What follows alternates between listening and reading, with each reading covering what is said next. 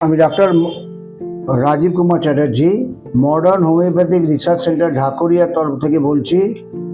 আমাদের এই সেন্টারে 5/11/24 72 ইয়ার্স এজেড একজন সিনিয়র সিটিজেন কিছু কমপ্লেন নিয়ে আসে। তার মধ্যে ছিল সোরিয়াসিস ছিল, ডায়াবেটিস মেলাইটাস ছিল, হাইপারটেনশন বা high blood pressure, debility etcetera কিছু তার কমপ্লেন ছিল।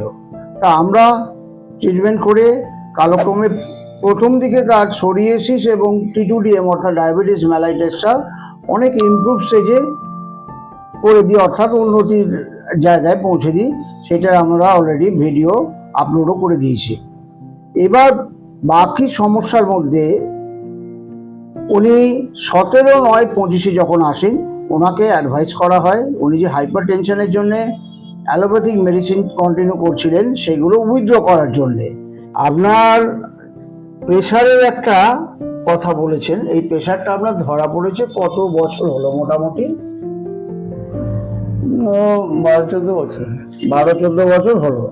তাই 12-14 বছর এই দীর্ঘকালীন বেশিরভাগটা সময় মূলত কি ওষুধ খেতেন? অ্যালোপ্যাথি ওষুধ খেতাম। অ্যালোপ্যাথি ওষুধই খেতেন, এবং তাতে আপনার প্রেশারটা কিরকম ছিল? আগে বেড়েছিল, আস্তে আস্তে কমছিল, আস্তে আস্তে কমে আসছিল।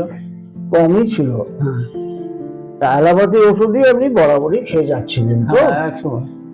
আচ্ছা, তা অ্যালোপ্যাথি ওষুধটা বন্ধ করলেন কার কার পরামর্শে? ডাক্তারের পরামর্শ। কোথায়, কোন ডাক্তার? এখানে মডার্ন হোমিওপ্যাথি রিসার্চ সেন্টারের থেকে আপনাকে বারণ করা হয়। হ্যাঁ, এই 17/9/25 অ্যাডভাইস করা হয় যে আপনি খাবেন অ্যালোপ্যাথিটা বন্ধ করে দিন, দিয়ে এই ওষুধটা খান। খান। এবং ওনার 23/11/23 সালের চেস্ট এক্সরের একটা রিপোর্ট দিয়েছিলেন, যেখানে ছিল patchy opacity at right side of the lung এবং প্লুরাল এফিউশন ছিল লেফট সাইডে। এবং সেই কারণেই ওনার একটা শ্বাসকষ্টের সমস্যা ছিল, মাঝে মাঝেই ওনার হতো। আমাদের এই মডার্ন হোমিওপ্যাথি রিসার্চ সেন্টারের ট্রিটমেন্টে এফেক্টিভলি করার জন্য ওনার ওই শ্বাসকষ্টর হাত থেকে উনি রিলিফ পেয়ে যান কালক্রমে, এবং ওনার নর্মাল লাইফে আসতে পারেন।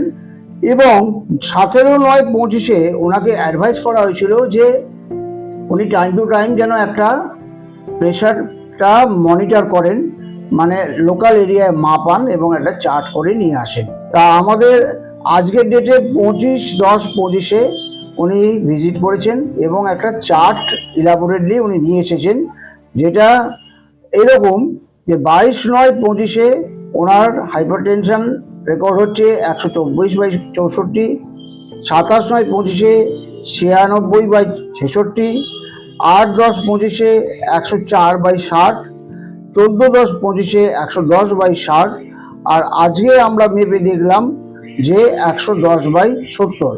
অর্থাৎ আমরা খুব এফেক্টিভলি হোমিওপ্যাথিক মেডিসিন দিয়ে হাইপার টেনশন প্রেশারকেও কন্ট্রোলে রাখতে পারি। এর জন্য আলাদা করে যে অ্যালোপ্যাথি ওষুধ ম্যান্ডেটরি খেয়ে যেতে হবে আজীবন ধরে এমন কোনো বাধ্যবাধকতা নেই। অর্থাৎ আমরা হোমিওপ্যাথি ট্রিটমেন্টে হাইপার টেনশন এবং রেসপিরেটরি ডিস্ট্রেসকে সুন্দরভাবে কন্ট্রোল করতে পারি, সেটাই আমরা দেখালাম। এবার আমরা পেশেন্টের কাছে চলে যাচ্ছি। তা আপনার প্রেশারটা যে অ্যালোপ্যাথি ওষুধ না খেয়ে কন্ট্রোলে আছে, তাতে সেই ব্যাপারে আপনার সন্তুষ্ট তো? হ্যাঁ, একেবারে। সেই ব্যাপারে আপনি সন্তুষ্ট আছেন এবং আপনার কোনো বাড়তি অসুবিধে বা প্রবলেম কিছু দেখা দেয়নি? না। আচ্ছা, এবার আরেকটা কথা বলে দিই, 23/11/23 সালে একটা এক্সরে রিপোর্ট করেছিলেন, আপনার বুকের কিছু একটু প্রবলেম ছিল। আপনি কেন সেই এক্সরেটা করেছিলেন? তখন ওই কথা বলতে পারছিলাম না। ডাক্তারবাবু লিখে দিয়েছিল যে এক্সরে করতে হবে। আচ্ছা, তখন তাও এক্সরে করার পরে বললো যে তোমার বুকেতে জল জমেছে। আমি কথা বলতে পারি, এই যে নর্মাল কথাটা বলতে পারতাম, এটা পারছিলাম না। আচ্ছা, বলতে গেলে খুব কষ্ট হতো। এখন আপনি কথা বলতে পারছেন? এখন এই যেমন নর্মাল আপনার সঙ্গে যেমন কথা বলে সেরকম বলছি, কোনো কষ্ট হচ্ছে না। আচ্ছা, এখানে ওষুধ খাওয়ার পরে এই জিনিসটা হয়েছে তো? এইরকম। তার আগে আমার এই একটা শ্বাসকষ্ট, কথা বলতে কষ্ট, এটা একটা হতো, তাই তো? হ্যাঁ।